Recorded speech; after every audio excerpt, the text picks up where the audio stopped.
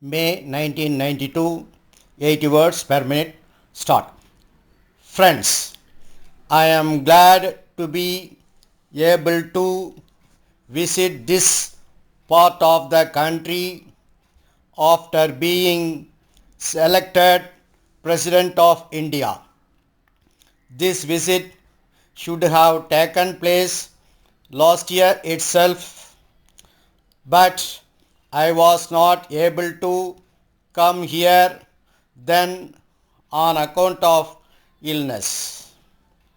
Even on this occasion, there were some difficulties, but in spite of them, I am fortunate to find myself in your midst today. I have heard with great interest what you have said about your needs. You may rest assured that your interest will be the interest of the country as a whole. What you need first of all is improvement in means of transport. So far as this request is concerned, the Government of India are aware of your problems and they will meet your needs as soon as possible. In the course of my present visit, I have seen the difficulties that you face. So the government will do their best in this matter. The question is already under the consideration of the government. We are trying and we hope that we shall succeed in solving your problem. We are happy that we have become independent. Before we attained independence, the country was facing difficulty with regard to food. There was import of food grains from other countries. The government felt that it was necessary to stop import of food grains. At the same time, they were aware of the need to increase production within the country.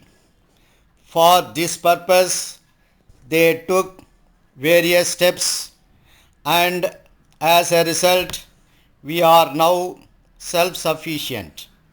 In the same way, we hope we shall be able to overcome other difficulties also. You have referred to the need for supply of electricity not only for lighting but also for agricultural and industrial purposes. There can be no difference of opinion in regard to this matter. It is necessary that we should be able to meet our requirements as far as possible in the matter of food as well as other goods. Then only we can say that we are trying to establish a welfare state.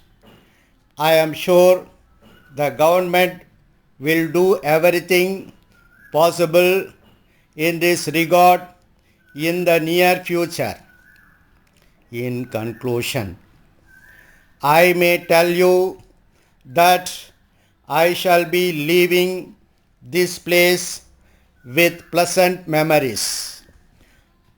I shall try to visit your state from time to time so that I may have the pleasure of seeing the progress that you make. Letter dated 10th April 1990 from Giri and Company, Madurai to Messrs.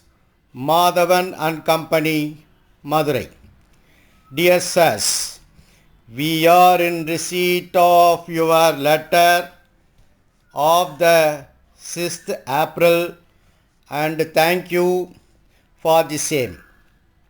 We find that you are going to shift your office to a new building. We shall be glad to supply you the tables as well as chairs which you want to be of good quality. Of course, we will be able to provide a suitable table for the conference hall. We shall send our representative as desired by you on Thursday afternoon to discuss the matter with you and suggest the arrangement of furniture in the conference hall so that it may be pleasing to all those who take part in meetings. We are glad to inform you that we shall be pleased to exchange your old furniture for new ones and our representative will suggest the necessary items for this purpose. Yours faithfully. Shorthand English Junior Grade. 80 words per minute. Start. Mr. Speaker, sir, I am very grateful to the Honorable Leader of the Opposition for the manner in which he wound up the debate before I had to stand up to reply. Every suggestion that he has made was constructive and I assure him that all those suggestions will receive not the best attention but as much attention as I can give to them.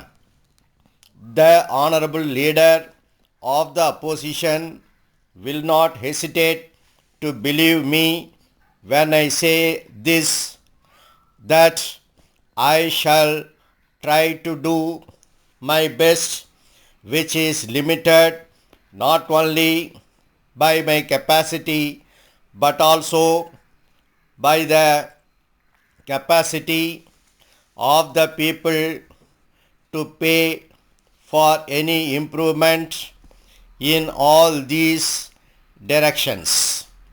After all, we must remember that we stand on the basis of the resources, the tax and the revenue resources that we have in the country. I not know that if the police department is very important, it may have had associations of displeasure on the part of the people. But now that we are free, we should try our best to get rid of those associations and really to appreciate the great and important position which the police department and the policemen as a whole occupy in the life of the country. We have not reached a stage when we would dispense with protection of that kind. The people have not settled down to live the good life without any control or regulation or protection from outside. We do need the police, but hard facts are there, and we do require the police as the honorable leader of the opposition just now in his last winding up speech said, and we do require peace and increased efficiency.